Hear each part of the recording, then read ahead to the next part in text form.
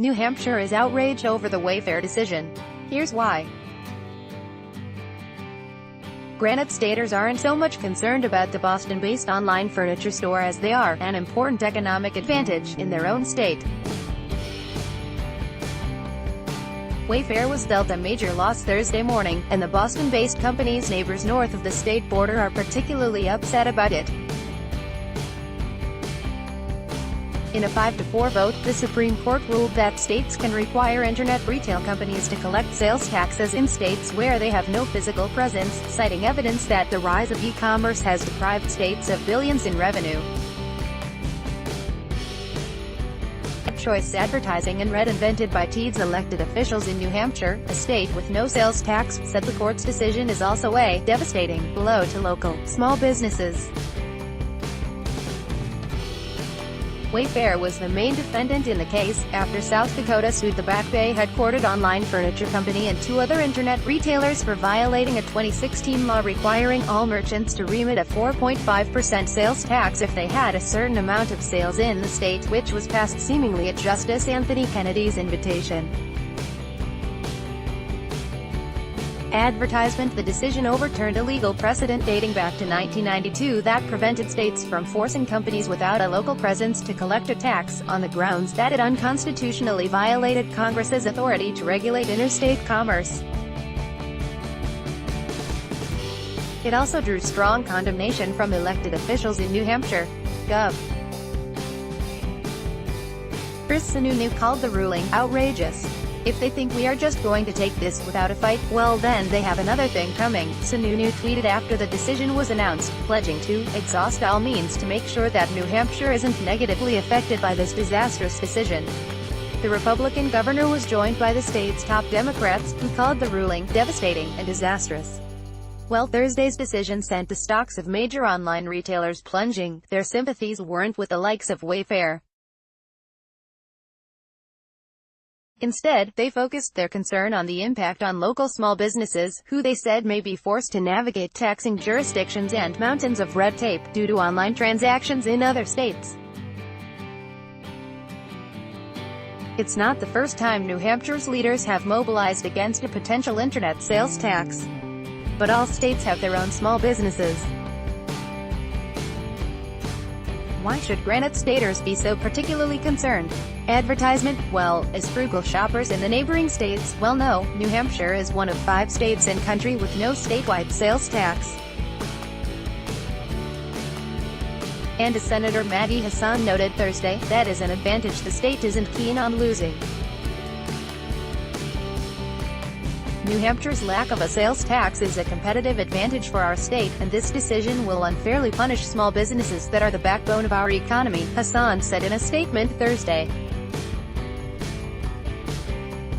In a legal brief filed by New Hampshire in April, the low-tax state argued that overturning the physical presence requirement will harm its sovereign interests, permitting other states to extend their sales tax collection obligations into New Hampshire will also dilute an important economic advantage that New Hampshire possesses as a non-sales tax state in attracting new business to open and settle within its borders, the state's lawyers wrote. In a statement at the time, Sununu added they would not sit idly by while Washington, D.C. and sales tax-reliant states try to raid the pockets of Granite staters.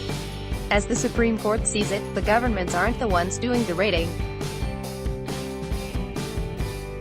Writing for the majority opinion, Kennedy reasoned that much has changed since the original 1992 ruling. The Internet's prevalence and power have changed the dynamics of the national economy, he wrote. Kennedy cited estimates that said mail-order sales in the United States totaled $180 billion in 1992, whereas e-commerce retail sales alone last year totaled $453.5 billion. Meanwhile, as more and more shopping shifted online, the physical presence requirement was draining more and more sales tax revenue from states. advertisement. In 1992, it was estimated that the states were losing between $694 million and $3 billion per year in sales tax revenues as a result of the physical presence rule, the justice wrote. Now estimates range from $8 to $33 billion. Kennedy acknowledged concerns that complex state tax systems could be a burden on small business, but said there are already various plans in place to simplify collection. He also left open the possibility that small businesses making limited cross-border sales could try to seek relief if they thought the collection process was overly burdensome. That was not the issue before the court, and Kennedy did not consider Wayfair, a company with more than $4.7 billion in net revenue last year, to be one of those companies.